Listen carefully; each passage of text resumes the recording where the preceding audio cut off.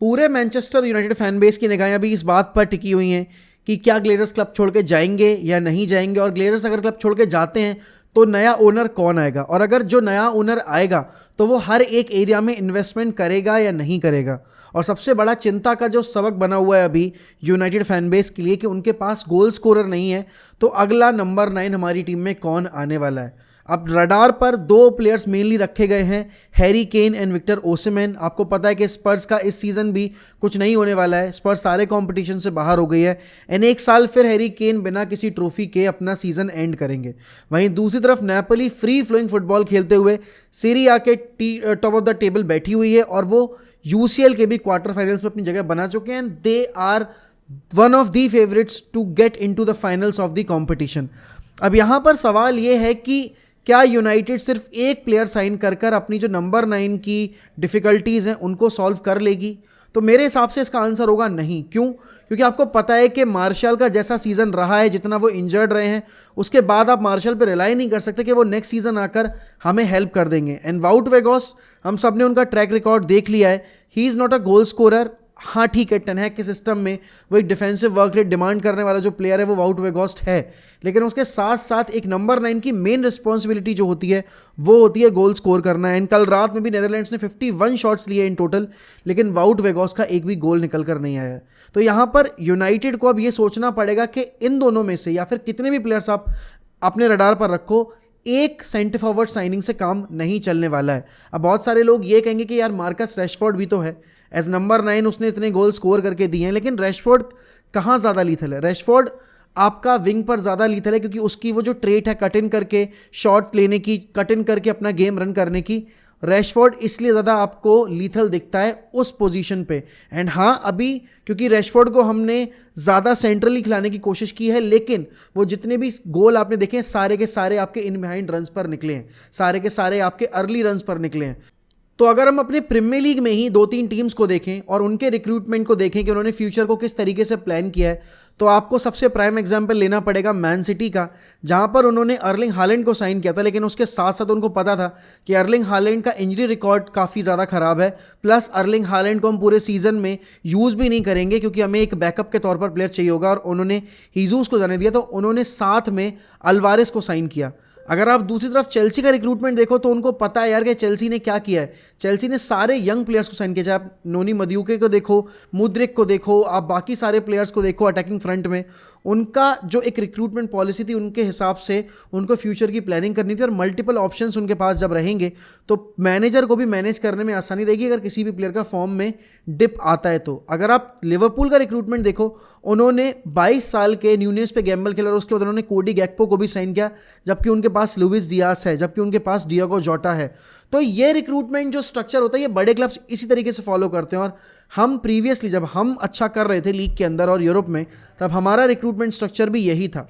अब सवाल ये है कि मेसन ग्रीनवुड के बारे में जो कल न्यूज़ आई है that Mason Greenwood can be brought in to the system next season की स्टार्ट में, और ये लॉरी विटवेल ने बिल्कुल ब्लंटली नहीं क्लेम किया है कि ऐसा होगा। उन्होंने ये बोला है कि देयर इज़ अ पॉसिबिलिटी कि ऐसा हो सकता है, क्योंकि जो ग्रीनवुड के क्लोज वन से जो ग्रीनवुड के रिप्रेजेंटेटिव थे उनके स्टेटमेंट्स जो आए हैं उसके हिसाब से Greenwood would do anything and everything to make sure कि वो वापस से यूनाइटेड की टीम में खेल सकें।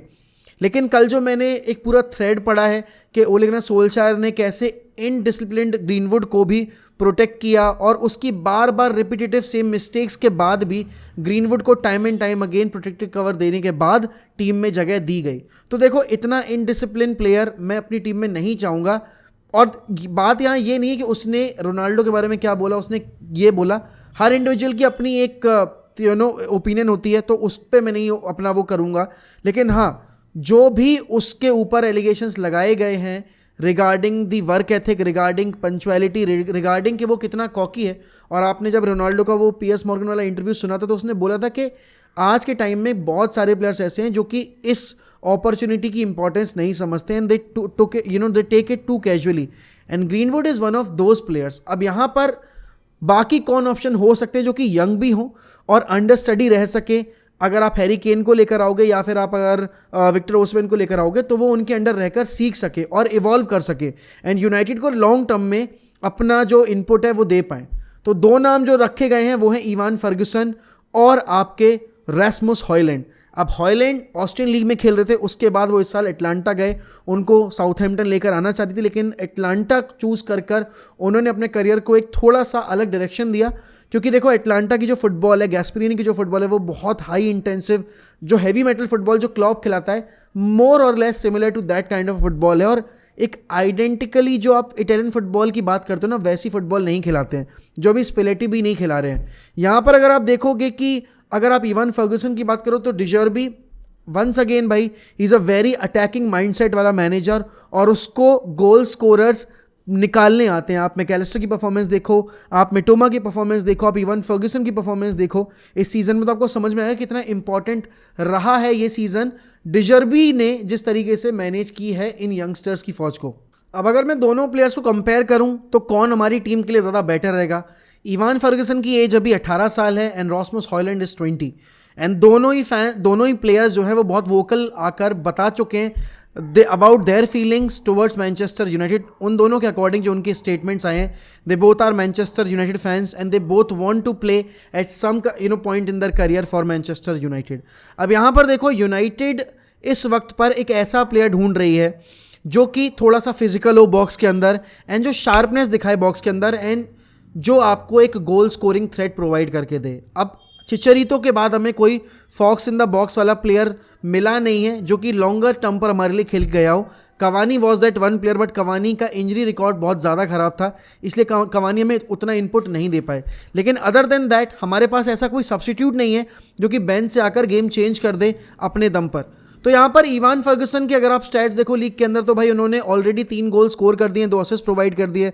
एफए कप में उनका रन बहुत अच्छा रहा है, 3 मैच मतलब उन्होंने 3 गोल स्कोर किए हैं। लेकिन अगर मैं रास्मस हॉयलैंड की बात करूँ, पिछले 2 डेनिश इंटरनेशनल मैचेस में जो अभी पिछले बीते 4-5 दिन के अंदर खेले गए हैं, उसमें उन्होंने 5 गोल स्कोर किए हैं। एंड यहाँ पर इवान फर्गुसन 18 साल के हैं, he is way taller, he is a bulky guy, और आपको एक एरियल थ्रेट प्रोवाइड करता है। Work rate defensively Evan Ferguson का ज़्यादा बेटर है रॉसमस हॉयलैंड के कंपैरिजन में। लेकिन हॉयलैंड जो आपका एक नंबर 9 वाला ट्रेट होता है ना, कि आपको एक्टिव रहना है, मोमेंट्स में आपको जागना है, जो कवानी का ट्रेट था, जो आप कह सकते हो जो चिचरितो का ट्रेट था, वो similar kind of a trait है आपके रॉसमस हॉयलैंड का। उसको पता है कि उसको अर्ली रन्स कब निकालने हैं, टाइम्ड रन्स, एंड खासकर अगर आप प्ले मेकिंग की बात करो तो वहाँ पर इवान फर्गुसन का पलड़ा भारी रहेगा, क्योंकि बिकॉज उसको वो ज़्यादा थ्रू बॉल ट्राई करता है, उसका पासिंग एक्यूरेसी ज़्यादा बेटर है। डिफेंसिव वर्क रेट के हिसाब से भी अगर आप देखोगे इवान फर्गुसन ज़्यादा बेटर है। लेकिन अगर आप सोलली अगर सिर्फ प्रेजेंस इन द बॉक्स वाले ट्रेड्स की बात करोगे और एक regular threat in front of the goal, तो आप कहोगे भाई दोनों के बीच में डिसाइड कर पाना थोड़ा सा मुश्किल होगा। अब क्यों यहाँ पर यूनाइटेड को इन दोनों में से किसी एक को लेकर आना ही आना पड़ेगा? क्योंकि आप देखो, हमने जो गलती अर्लिंग हालैंड के टाइम पर की थी, हमने जो गलती बाकी सारे प्लेयर्स जो हमारे रडार के नीचे से दूसरी टीमों में चले गए उनके टाइम पर की, तो आपको ये गलती नहीं दोहरानी है। एंड बहुत लोगों को पता नहीं होगा, Jesus was a Manchester United fan, लेकिन यूनाइटेड ने नहीं डाली अपनी bid, and eventually he went on to join Manchester city.